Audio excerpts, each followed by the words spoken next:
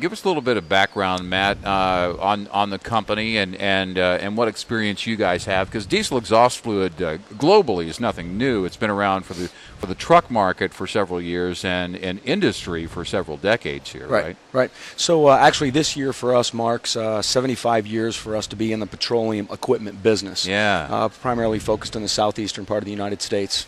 About 30 years ago, we started an industrial division. Obviously, I haven't been there that long, but on the industrial side of the business, we basically manufacture and distribute anything that any type of fluid handling that is non-petroleum related. Right. About 5 years ago, Steve and I kind of started working together, myself on the petroleum side, Steve on the industrial side, and basically putting together systems for alternative fuels, starting with ethanol blending, injection systems, rail offloading systems for biodiesel, some injection systems that are used in truck stops kind of across the United States for biodiesel blending.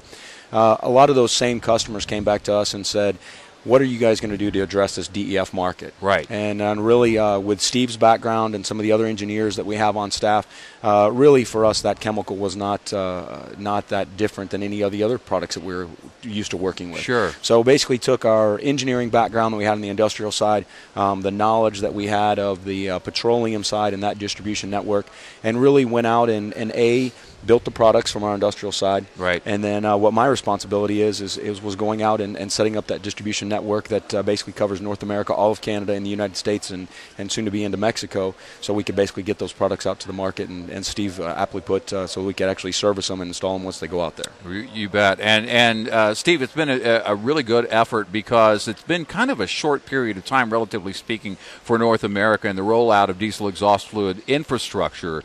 We've kind of met some pretty steep goals in a short period of time. A pretty amazing accomplishment, I think. Yeah, and for us, as Matt addressed our industrial division, we were already in that process. We build loading, blending systems for any kind of chemical there is in the market. So for us to make that transition, we had already made that transition into biofuel. We had already made that transition to ethanol.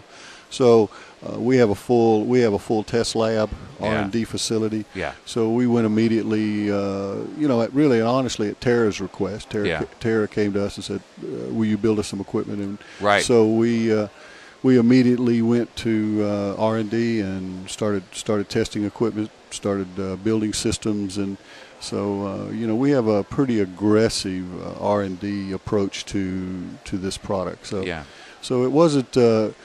It was a hard transition as far as manufacturing, because you're manufacturing so much more than we do industrially. But looks like we got our feet on the ground pretty good. Yeah, and we were talking with Barry Lonsdale from Terra yesterday, and we've had him on the show several times. And I think it's great to point out here that there's a lot of jobs coming out of this, both with the diesel exhaust fluid and the delivery, which will be constant going forward. But also, I have to believe on the manufacturing level here, Matt, as you guys were rolling out this infrastructure, we needed to get these built and get them, delivered and implemented and put in place, right? Yeah, I would say in the last year or so, we've probably added 20 new jobs, at least to our company or subsequent companies that we're doing business with. Yeah.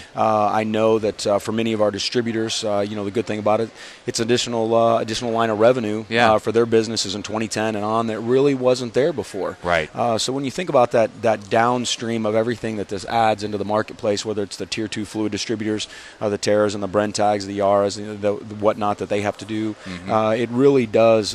It's a nice little boost that wasn't there before, all through the distribution network that has to take place. So I'm sure if it's 20 for us, it's 20 for other people. And Steve, just some assurance for the end user, those who aren't using the SCR technology yet, but will be and relying on the DEF to be there. The infrastructure is going to be there for them. Yes, the infrastructure is going to be there for them. The equipment designs are there. We stock that equipment, so somebody can get it on a fairly quick basis. But Pilot did a great job stepping out in the forefront of this business, putting out those units. So they've established an infrastructure. If you were to buy a truck today and needed to drive from New York to Los Angeles, you could pick up DEF all across the United States. It's there in a small proportion now, but in the next 6 to 8 months, we're probably going to see that triple. Yeah, it's amazing to watch. And guys, we appreciate your time. Steve, Matt, thank you so much for sharing your time today. Thanks for having us. Thanks for having us. All right. Thank you. Thank you.